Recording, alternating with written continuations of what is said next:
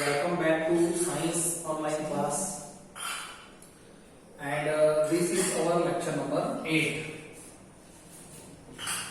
I think this is our lecture number 7 only.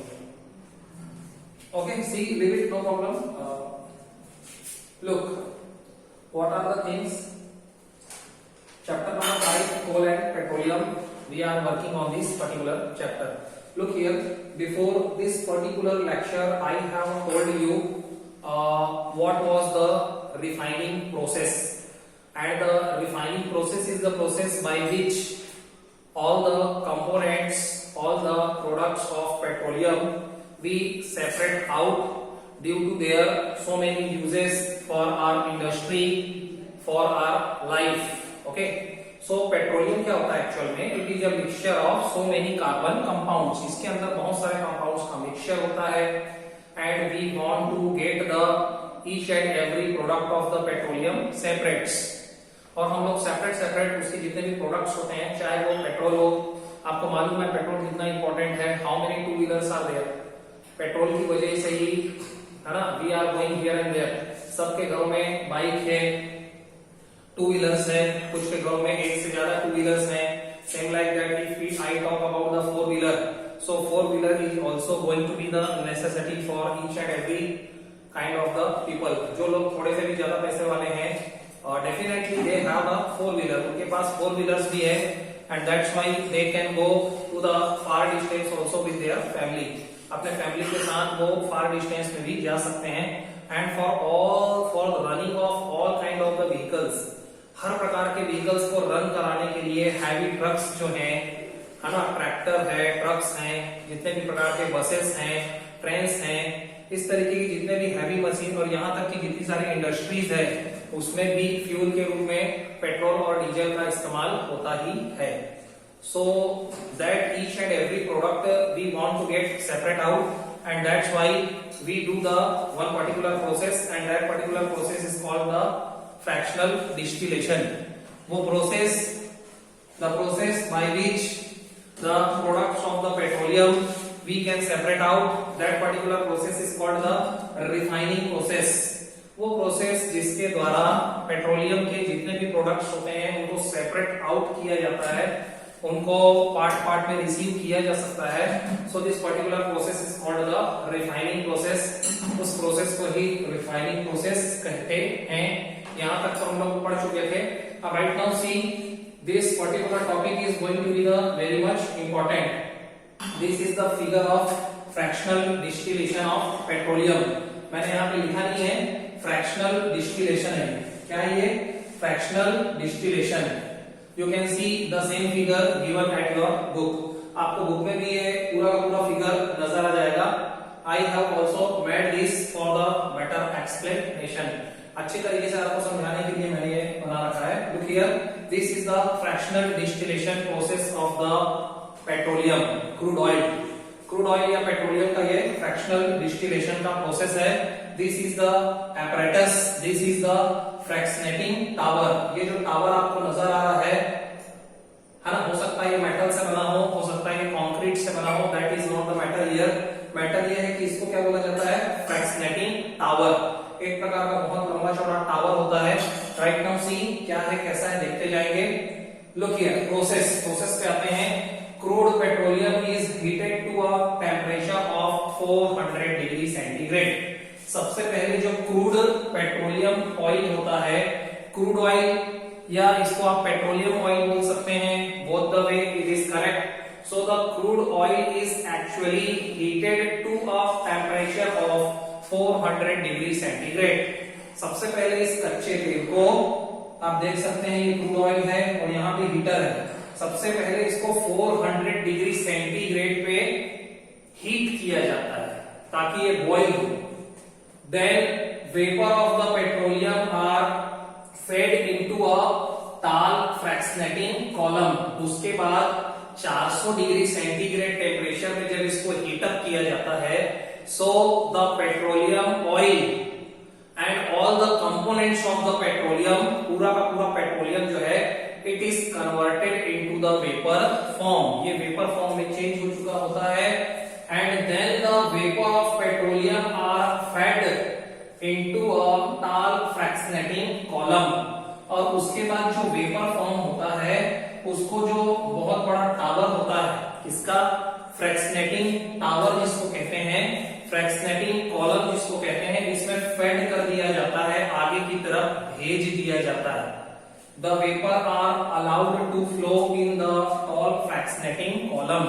जो भी vapour form होता है 400 डिग्री सेंटीग्रेड में हीटअप करने के बाद, it is allowed to flow in a tall fractionating column. एक बहुत बड़ा टॉल, लंबा चौड़ा फ्रैक्शनेटिंग कॉलम होता है, उसमें इसको अलाउ किया जाता है कि वहां पे ये फ्लो हो। आगे देखिए, as the vapour rises up to the column, as the vapour rises up to the column, जैसे जैसे ये वेपर कॉलम में ऊपर की तरफ बढ़ता जाता है, राइज अप होता जाता है, दे लूज हीट, तो ये धीरे धीरे अपना हीट क्या करते जाता है, लूज करते जाता है, ठीक है, कम होने लगता है। And the temperature drops, means जैसे जैसे ये वेपर जो है ऊपर जाते जाता है तो कूल होते जाता है, लूज करते जाता है, हीट को लूज करते जाता है, एंड फाइनली क्या होते जाता है बेटा, एंड टेम्परेचर ड्रॉप्स, और इसका जो टेम्परेचर इनिशियली जो 400 सेंटीग्रेड था वो धीरे धीरे डिक्रीज होने लगता है। तो हमने क्या बात सीखी, क्या बात सुनी कि 400 सेंटीग्रेड में सबसे पहले इसको वेपराइज किया जाता है, and after that it is fed on to the tall fractionating column, बहुत लंबे चौड़े लंबे टॉल फ्रैक्शनेटिंग कॉलम में इसको सेंड आउट कर दिया जाता है, भेज दिया जाता है, and as the vapour rises up to the fractionating column, जैसे जैसे ये वेपर पेट्रोलियम का राइजेस अप मतलब ऊपर की तरफ उठता जाता है, इनसाइड द फ्रैक्शनेटिंग कॉलम, एक फ्रैक्शनेटिंग कॉलम के अंदर, इनसाइड द फ्रैक्शनेटिंग कॉलम, जैसे जैसे ये वेपर राइज अप होते जाता है, क्या होता है कि टेम्परेचर ड्रॉप्स, टेम्परेचर ड्रॉप होने लगता है, कम होने लगता है, रिड्यूस होने लगता है, बिकॉज इट लूजेस हीट, क्योंकि कोई भी वेपर जब ऊपर की तरफ बढ़ता है तो ऑटोमेटिकली वो कूल होने लगता है, ठंडा होने लगता है, ठीक है। आगे पढ़ते हैं। So fractionating column maintains itself at different temperature which decrease in magnitude at upward direction. मतलब ये कि जो फ्रैक्शनेटिंग कॉलम है मेंटेन्स इटसेल्फ, ये अपने आप को इस तरीके से मेंटेन करके रखा हुआ है, या उसके डिफरेंट डिफरेंट कॉलम्स होते हैं, डिफरेंट डिफरेंट चैम्बर्स होते हैं, उसको डिफरेंट डिफरेंट टेम्परेचर पे रखा जाता है, and with decrease in magnitude at the upward direction. इसका मतलब ये हुआ कि जैसे जैसे आप आगे की तरफ बढ़ते जाते हैं, ऐसे ऐसे टेम्परेचर और ज्यादा डिक्रीज होने लगता है। In short, inside the fractionating column there is a arrangement of the different chambers। क्या मतलब हुआ, फ्रैक्शनेटिंग कॉलम के अंदर बहुत सारे चैम्बर्स होते हैं, they are maintained at the different temperature levels, उनका अलग अलग टेम्परेचर लेवल पे उनको मेंटेन करके रखा जाता है उस चैम्बर्स को, और जैसे जैसे कोई भी वेपर ऊपर की तरफ बढ़ता है या फॉरवर्ड डायरेक्शन में या अपवर्ड डायरेक्शन में राइजअप होने लगता है, बढ़ने लगता है, ऐसे जैसे वैसे क्या होता है बेटा, there is a reduction in the temperature, temperature ऐसे ऐसे कम होने लगता है। मतलब इसको डिक्रीजिंग ऑर्डर में मेंटेन करके रखा जाता है, सबसे नीचे हाई टेम्परेचर, फिर थोड़ा ऊपर उससे कम टेम्परेचर, और सबसे ज्यादा अपवर्ड डायरेक्शन में सबसे कम वाला टेम्परेचर। तो चैम्बर्स में ये डिवाइड होता है, उनके अलग अलग टेम्परेचर लेवल होते हैं, और starting from the downward direction to the upward direction decreasing order में ये चलता है। सबसे नीचे का टेम्परेचर सबसे ज्यादा और चैम्बर का, और उसके ऊपर वाले चैम्बर का कम, फिर उससे कम, फिर उससे कम, और सबसे लास्ट में जो अपवर्ड डायरेक्शन में चैम्बर्स होता है उसका टेम्परेचर उतना ही कम होता है, ठीक है, ये बात हो गई। The vapour with the higher boiling point condense first, the vapour मतलब वेपर, ठीक है, the vapour with the higher boiling point, वो वेपर जिसका बॉइलिंग पॉइंट सबसे ज्यादा हाई होता है, कंडेंसेस फर्स्ट, उसका कंडेंसेशन सबसे पहले होता है, और वो लिक्विड फॉर्म में किसी एक चैम्बर से रिसीव कर लिया जाता है। समझ में आई बात? जिसका बॉइलिंग पॉइंट सबसे ज्यादा हाई होगा वो सबसे पहले कंडेंस हो जाएगा और वो लिक्विड में चेंज हो जाएगा and we can collect it from that particular chamber, और उस चैम्बर से उसको लिक्विड फॉर्म में ऑब्टेन कर लिया जाता है, प्राप्त कर लिया जाता है। And after that but the vapour with the lower boiling point, लेकिन ऐसा वेपर जिसका बॉइलिंग पॉइंट कम है, हायर नहीं है, वो क्या होता है, राइजेस अप, वो ऊपर उड़ जाता है, ठीक है, वो ऊपर चला जाता है and condenses in the different parts of the fractionating column. Fractionating column के जितने भी अलग अलग पार्ट्स होते हैं, अलग अलग चैम्बर्स होते हैं, उसमें उसका कंडेंसेशन होता है एंड फाइनली वो भी लिक्विड में कन्वर्ट हो जाता है। इन शॉर्ट ये समझ में आता है, इन शॉर्ट में ये समझते हैं अपन कि पेट्रोलियम ऑयल के अंदर जो जितने भी कंपोनेंट्स होते हैं, जितने भी प्रोडक्ट्स होते हैं, उनका बॉइलिंग पॉइंट अलग अलग होता है, ठीक है। अब जब हम इसको फ्रैक्शनेटिंग कॉलम में भेजते हैं, so the component whose boiling point is higher, ऐसा कंपोनेंट जिसका बॉइलिंग पॉइंट सबसे ज्यादा था, ठीक है, इट कंडेंसेस फर्स्ट, वो सबसे पहले कंडेंस होता है, उसका कंडेंसेशन सबसे पहले होता है and it is converted into the liquid form, और वो लिक्विड फॉर्म में चेंज हो जाता है and we collect it from that particular chamber, और हम उसको उस पर्टिकुलर चैम्बर से कलेक्ट कर लेते हैं। But the component, but the product with the lower boiling point, लेकिन ऐसा कोई प्रोडक्ट हो सकता है, ऐसा कोई कंपोनेंट हो सकता है, पार्ट्स हो सकता है पेट्रोलियम का with the lower boiling point, जिसका बॉइलिंग पॉइंट कम हो, तो वो क्या होता है बेटा, it rises up, it moves on, वो आगे की तरफ बढ़ जाता है and again it condenses to the different parts of the fractionating column, और वो फ्रैक्शनेटिंग कॉलम के दूसरे वाले चैम्बर में उसका कंडेंसेशन होता है and again it is converted into the liquid form, और वो लिक्विड फॉर्म में चेंज हो जाता है and again we can collect that product, और उस प्रोडक्ट को वहां से कलेक्ट कर लेते हैं। इसके बाद जो तीसरे नंबर का कंपोनेंट है जिसका बॉइलिंग पॉइंट और लेस है, अगेन इट राइजेस अप, वो फिर से ऊपर बढ़ जाता है, ऊपर चला जाता है, उठ जाता है and again it condenses into the third chamber of the fractionating column, और वो फ्रैक्शनेटिंग कॉलम के उस तीसरे नंबर के चैम्बर में फिर इसका कंडेंसेशन होता है and after the condensation again it converts into the liquid form, वो लिक्विड फॉर्म में भी चेंज होता है and again we can collect it from the different chamber, from the chamber number 3 in the liquid form, और अगेन उसको liquid form में फिर तीसरे नंबर के चैम्बर से कलेक्ट कर सकते हैं, और इस तरीके से होते होते जाता है। इन शॉर्ट फ्रैक्शनेटिंग कॉलम के अंदर नीचे से ऊपर की ओर बहुत सारे चैम्बर्स होते हैं, उनका टेम्परेचर लेवल अलग अलग होता है। नीचे की तरफ सबसे हाईयर बॉइलिंग पॉइंट वाला कंडेंस होता है, लिक्विड में चेंज होता है, उसको हम लोग रिसीव कर लेते हैं। दूसरे नंबर पे उससे कम बॉइलिंग पॉइंट वाला कंडेंस होता है, लिक्विड में चेंज होता है and again we can collect that from there. इस तरीके से अरेंजमेंट इसमें होता है। अब आगे बढ़ते हैं। The vapour which don't liquefy, लेकिन ऐसा कोई वेपर हो सकता है विच डोंट लिक्विफाई, जो कि लिक्विड में चेंज नहीं होता। The vapour which don't liquefy, ऐसा कोई वेपर विच डोंट लिक्विफाई जो कि लिक्विड में चेंज ही नहीं होता है। It comes out from the top of the fractionating column, वो फ्रैक्शनेटिंग कॉलम के टॉप से बाहर निकल जाता है, ठीक है, okay. From the top of the fractionating column some products and temperature are following, तो ऐसा कोई वेपर हो सकता है बेटा which actually don't liquefy, जो कि लिक्विड में चेंज होता ही नहीं है। क्यों नहीं होता है? because it is found in form of the gas, क्योंकि वो गैस के फॉर्म में पाया जाता है and that's why there is no condensation, वहां पे कोई कंडेंसेशन नहीं होता है and it does not converted into the liquid form, वो लिक्विड फॉर्म में चेंज नहीं होता है and finally it comes out from the top of the fractionating column, और ये फ्रैक्शनेटिंग कॉलम के टॉप से बाहर निकल जाता है और वो होता कौन है? Natural gas. आप देख सकते हैं रिफाइनरी गैस या इसी को पेट्रोलियम गैस भी कहते हैं। एक्चुअल में जो बाहर निकलता है वो पेट्रोलियम गैस होता है, उसका लिक्विफिकेशन नहीं होता है, वो डायरेक्टली गैसियस फॉर्म में ही बाहर निकल जाता है, ठीक है। अब right now we will talk about some of the products and their boiling point. हम कुछ प्रोडक्ट्स के बारे में बात करेंगे और उनके बॉइलिंग पॉइंट के बारे में बात करेंगे कि उनका बॉइलिंग पॉइंट क्या है, किसमें वो वेपर के फॉर्म में चेंज होते हैं और वहां से उसको कंडेंसेशन करने के बाद रिसीव कर लिया जाता है। तो सबसे पहले क्या होता है? Residual oil. रेसिडुअल, इसके बारे में हम लोग और डिटेल में पढ़ेंगे बेटा। रेसिडुअल ऑयल, और ये ऑयल के बहुत सारे प्रकार होते हैं, फ्यूल ऑयल, लिब्रिकेटिंग ऑयल। तो सबसे पहले रेसिडुअल ऑयल जो होता है इसका बॉइलिंग पॉइंट है 400 डिग्री सेंटीग्रेड। इतने टेम्परेचर पे ये वेपर के फॉर्म में कन्वर्ट हो जाता है और सबसे पहले इसी को प्राप्त किया जाता है। दूसरे नंबर पे फ्यूल ऑयल, फ्यूल ऑयल का बॉइलिंग पॉइंट रेंज होता है in between 350 to 400 degree centigrade.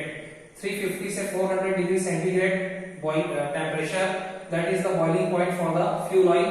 दूसरे नंबर पे ये अचीव किया जाता है। थर्ड नंबर पे diesel, diesel that is used as a fuel in the heavy vehicles. जितने भी प्रकार के हैवी व्हीकल्स होते हैं, बस, कार, ट्रक, उसमें डीजल का यूज होता है। वो 250 से लेकर के 350 डिग्री सेंटीग्रेड टेम्परेचर पे क्या होता है, वेपर फॉर्म में चेंज होता है and finally it is collected also from the third number chamber. And after that kerosene oil, that kerosene oil the boiling point range is 170 to 250 degree centigrade. इसके boiling point का जो range होता है वो 170 से लेकर के 250 डिग्री सेंटीग्रेड के बीच में होता है और ये केरोसिन ऑयल, ठीक है, ये चौथे नंबर पे प्राप्त होता है। एंड आफ्टर दैट गैसोलीन, और इस गैसोलीन को हम लोग पेट्रोल के नाम से भी जानते हैं। Its boiling point range is 40 to 170 degree centigrade. इसका बॉइलिंग पॉइंट का रेंज होता है in between 40 to 170 degree centigrade. तो ये तो सारी हो गई theory. And after that we will talk about each and every products. हम लोग इन सारे प्रोडक्ट्स के बारे में डिटेल में बात करेंगे कि what is their boiling point, what is their formula and what are their uses. Okay, so see here. चलो तो बात करते हैं, let me off the board first.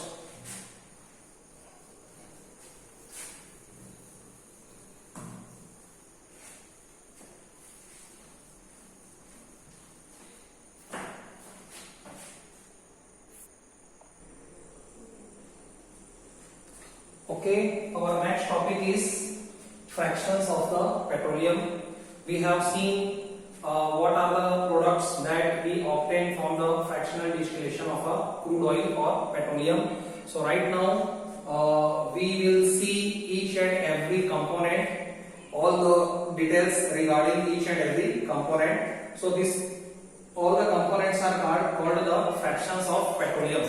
जितने भी components होते हैं these are actually called fractions of petroleum. इनको पेट्रोलियम का fractions कहा जाता है।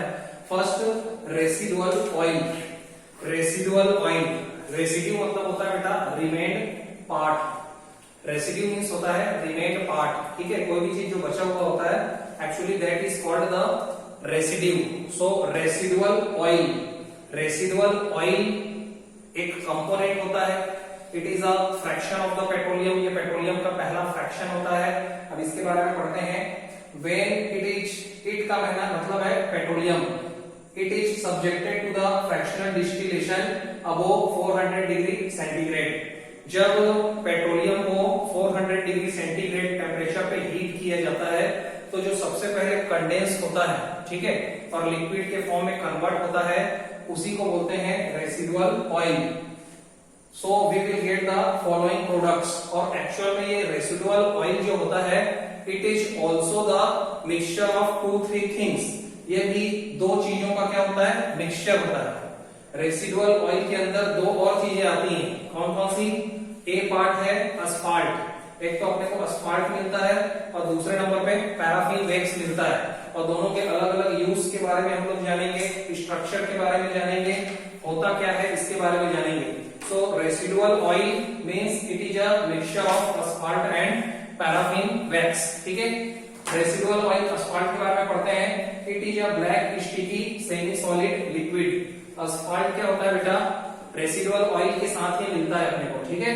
It is a black sticky, sticky मतलब होता है चिपचिपा, semi solid मतलब पूरी तरीके से लिक्विड भी नहीं, पूरी तरीके से सॉलिड भी नहीं, है ना। So it is a black, ये ब्लैक कलर का, काले कलर का, स्टिकी मतलब चिपचिपा, सेमी सॉलिड लिक्विड, एक सेमी सॉलिड लिक्विड होता है ऑन अस्फाल्ट। आगे पढ़ते हैं। It is a mixture of hydrocarbons. ये बहुत सारे हाइड्रोकार्बन्स का मिक्सचर होता है। हाइड्रोकार्बन्स कहने का मतलब होता है बेटा which is made by the hydrogen and carbon only. जो केवल हाइड्रोजन और कार्बन से मिलकर के बने होते हैं उसको हाइड्रोकार्बन्स बोलते हैं।